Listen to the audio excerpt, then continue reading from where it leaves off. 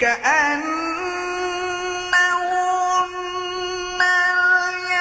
الياقوت والمرجان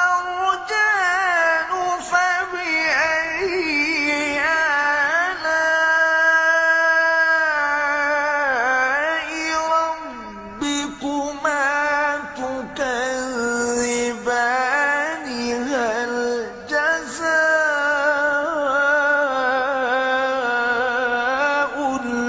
الإحسان إلا الإحسان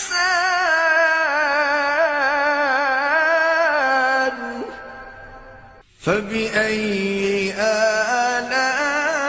हज़रत अली करमुल्लाह वजहुल करीम रवायत करते हैं कि रसूलुल्लाह सल्लल्लाहु अलैहि वसल्लम ने इरशाद फरमाया कि हर चीज़ के लिए हुस्न है और कुरान का हुस्न सूरह रहमान है।